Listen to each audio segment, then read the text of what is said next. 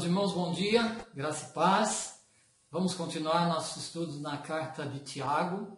Agora os versículos de 12 a 15, ele vai falar sobre tentação e provação e começa de uma maneira bem interessante, né? O versículo 12 diz: bem-aventurado aquele que suporta com perseverança a provação, porque depois de aprovado receberá a coroa da vida.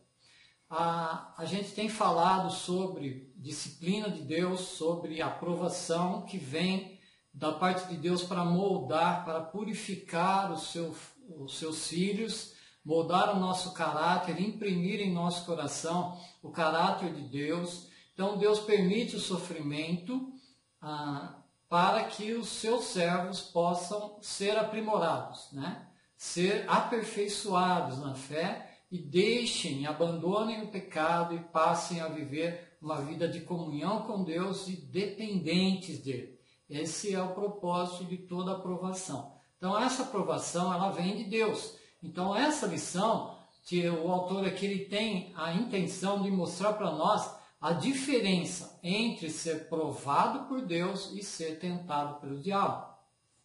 E a gente tendo o discernimento, né? O conhecimento disso, nós temos condições de direcionar as nossas ações para agir nessas situações. No meio das provações, nós temos que buscar a Deus. No meio das provações, nós temos que nos humilhar diante de Deus, receber o ensinamento que Ele quer e deixar a nossa vida ser transformada pelo Espírito de Deus. Tudo isso vem para o nosso bem, para o nosso aperfeiçoamento e vem diretamente de Deus. Então essa é a primeira parte, quando ele fala justamente da nossa provação. E a Bíblia, quando fala da provação, ela cita 5 coroas, né, de recompensa. Tiago já falou ali da coroa da vida. Então nós temos mais 4 coroas citadas na palavra de Deus como recompensa para os servos de Deus. Vamos pensar um pouquinho em cada uma delas. A coroa incorruptível, ela vem como prêmio do combate espiritual. Isso está lá em 1 Coríntios 9, de 24 a 27. Então seria bom depois os irmãos lerem cada um desses trechos e meditar um pouquinho no que diz respeito a essa coroa, né? Qual que é o contexto que está embutido nessa coroa. Depois ele vai falar da coroa da glória, né? Como prêmio do serviço dos obreiros fiéis. 1 Pedro 5,4. Terceira coroa, a coroa da vida, que Tiago falou agora, como prêmio da aprovação pelas provações de Deus. Tiago 1,12 e Apocalipse 2,10.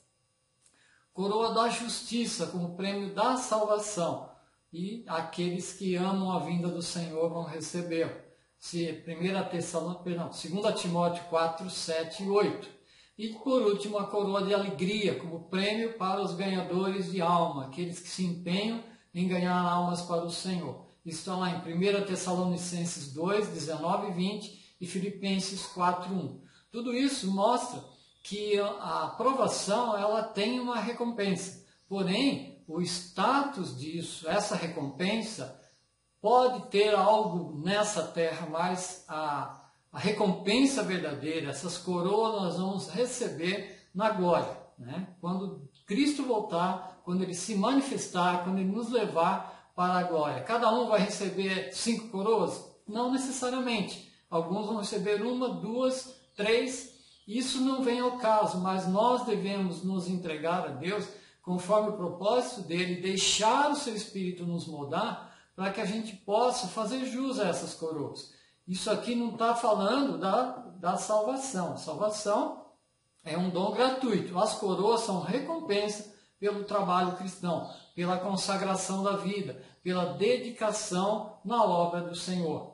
Será que nós temos tido esse desempenho, nós temos tido esse empenho, na verdade, em trabalhar para o Senhor, em buscar fazer o seu reino conhecido, buscar os pecadores, interceder pela igreja, pela liderança, pelos irmãos, pelos perdidos, pelos enfermos, pelos desempregados, pelos políticos, pelos aqueles que são investidos de autoridade. Tudo isso é ensino da palavra de Deus. Tudo isso vem para que nós possamos desempenhar a nossa fé, o nosso serviço para Deus, e aí depois, no final, Jesus mesmo disse que nós receberemos essas coroas quando Ele se manifestar, e Ele vai conceder o galardão a cada um de nós. Que nós possamos nos empenhar e nos dedicar nesse período que temos sido provados, que nós possamos suportar. E Tiago fala, bem-aventurado aquele que suporta a provação. Nós devemos suportar, nós devemos nos alegrar em Deus, pedir sabedoria para dedicar a nossa atitude, o nosso comportamento, deixar Deus transformar essas atitudes e comportamentos em glória para o nome dele. Isso vem da provação, e essa provação vem de Deus com o fim de nos disciplinar, tirar da nossa vida aquilo que não presta e nos moldar para que o caráter do Filho de Deus seja impresso no nosso coração e nós possamos refletir a sua glória. Essa primeira parte é magnífica. Ela fala de glória, fala de louvor, fala de aprendizado, fala de crescimento na fé, mas tudo isso vem por meio do sofrimento. O sofrimento é a provação. Alguns passam por sofrimentos menores, outros por maiores, mas nunca nós devemos nos afligir por causa disso, devemos nos entregar a Deus, devemos buscar a Deus para que nós possamos ter paz e, no fim, recebemos essas coroas que o Senhor tem prometido. Amém? Que Deus nos abençoe nesse sentido. Depois de falar sobre a provação, Tiago entra agora a falar a respeito da tentação. São coisas distintas que nós possamos estar aprendendo a maneira correta de agir contra isso. Ele fala, ninguém ao ser tentado, diga de Deus eu sou tentado, porque Deus não pode ser tentado pelo mal e a ninguém, Ele mesmo a ninguém tenta. Pelo contrário, quando nós somos tentados pela cobiça que há no nosso coração e ela é que nos faz pecar. Usando aqui o autor da lição, ele diz que o verbo usado aqui para falar sobre tentação é um verbo que significa solicitação para fazer o mal. Isso aí nos remete ao aviso de Jesus a Pedro lá em Lucas 22, quando ele diz para Simão Pedro, Simão, Simão, Satanás vos reclamou para vos peneirar como trigo, mas eu roguei por ti para que a tua fé não desfaleça. Essa é a realidade da vida do cristão a cada dia. Nós somos solicitados pelo inimigo a pecar contra Deus, a andarmos na contramão daquilo que a palavra de Deus nos ensina, a fazermos coisas que desagradam ao Senhor, a buscarmos satisfazer os desejos do nosso coração pecaminoso. Lá em Jeremias fala que o coração é enganoso e desesperadamente corrupto. Ele vai muito além daquilo que a gente imagina. Nós somos capazes de praticar coisas horríveis se nós nos entregarmos nas mãos da nossa própria velha natureza. Nós somos maus, inteiramente maus. Precisamos de Deus. Por isso, a palavra de Deus fala, cuidado com a tentação. Você deve agir de maneira correta contra ela. Como? Jesus disse, vigiai e orai, para que não entreis em tentação. Quanto mais o crente estiver enchendo o seu coração da palavra de Deus, memorizando versículos, lendo a palavra de Deus, estudando a palavra de Deus, buscando a Deus em oração diariamente, apresentando a sua família aos pés do Senhor, colocando a sua vida a serviço de Deus, dizendo para Deus, Pai, eu não sou nada, eu sou fraco, sou miserável, mas eu estou aqui para fazer a Tua vontade. O Senhor se agradou em me salvar, o Senhor estendeu a Tua mão e me tirou do tremedal de lama, colocou meus pés sobre a rocha. Agora, Pai, lavado no Teu sangue, eu quero andar em obediência. Essa deve ser a atitude nossa diariamente. Mas constantemente somos solicitados por Satanás para praticar o mal. E aí o Tiago ele vem falar que essa cobiça ela vem arruinar a nossa vida.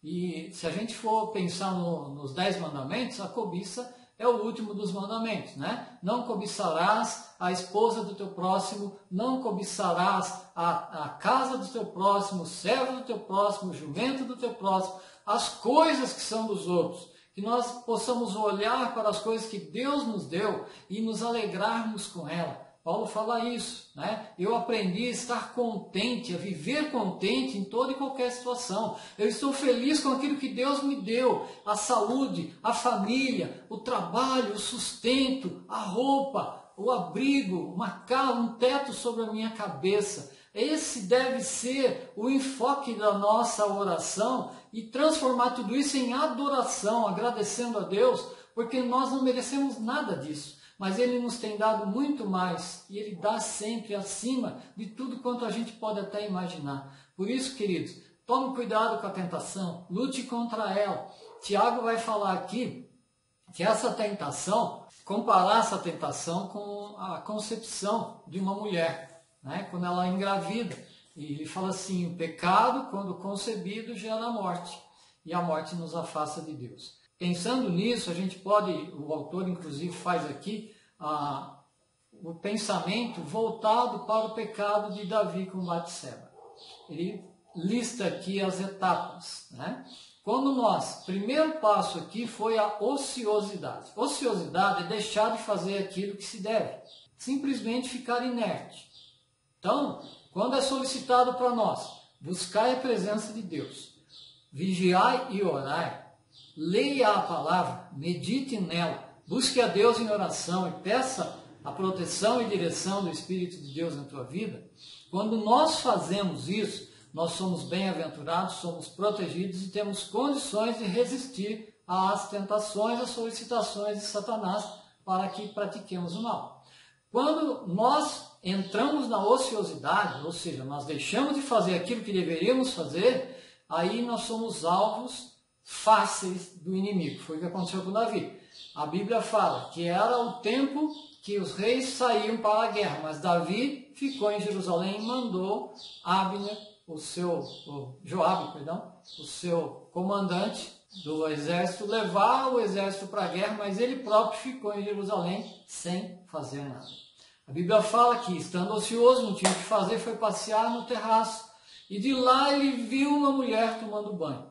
O fato de olharmos e vermos alguma coisa não é pecado. O pecado consiste em perseverar, em continuar a olhar, em fixar os olhos naquilo e desejar aquela coisa. Foi o que Davi fez. Ele viu aquela mulher, viu que ela era formosa e ele a desejou. Ele ficou olhando, observando e cobiçou essa mulher no seu coração. Depois, qual foi o próximo passo? Isso aí é a concupiscência dos olhos. Ele desejou a mulher. Depois vem a concupiscência da carne. Ele mandou chamar a mulher. E ela veio ao palácio e ele se deitou com ela. Ele teve relações sexuais com a mulher de um outro. Isso é adultério. Isso é passível de morte no Antigo Testamento. Deveriam ser apedrejados até a morte, ele e a mulher. E Davi, então, comete esse pecado. Ele deu à luz o pecado. Aí, o resultado do pecado gera a morte. Mas Davi e Batseba não morreram. Mas quem morreu? Urias e a criança que foi gerada desse relacionamento pecaminoso. Então, sempre o pecado vai trazer morte. Sempre o pecado vai nos afastar de Deus. Sempre o pecado vai trazer consequências terríveis para a nossa vida. E as tentações são a isca de Satanás para nos atrair para isso. Então nós devemos estar conscientes dessas coisas. Devemos estar vigilantes e tementes a Deus para não cairmos nisso. Nós devemos buscar a verdadeira sabedoria, como o próprio Tiago fala, nós falamos na última aula, para aplicar na nossa vida, para aprendermos tudo o que pudermos das provações que Deus nos manda, agradecendo a Deus, né, nos sendo gratos por ela, porque ela vai abençoar a nossa vida, ela vai promover crescimento espiritual e maturidade cristã no nosso coração, mas a tentação nós devemos estar muito alertas, sabendo que tudo isso vem para destruirmos, vem para fazer-nos nos separar de Deus e assim entrarmos num caminho que não tem volta. até chegar na apostasia que a gente viu lá em Hebreus. Então, queridos, tenha discernimento, busque sabedoria de Deus, se empenhe em aprender o máximo das tribulações e provações que Deus permite na tua vida, mas lute contra o pecado, sabendo que tudo isso vem do inimigo e somente em oração, em busca de Deus, em dependência dele, nós vamos conseguir vencer essas solicitações do inimigo para que nós possamos negar o nosso Salvador. Que Deus abençoe a sua vida, fique na paz, em nome do Senhor Jesus.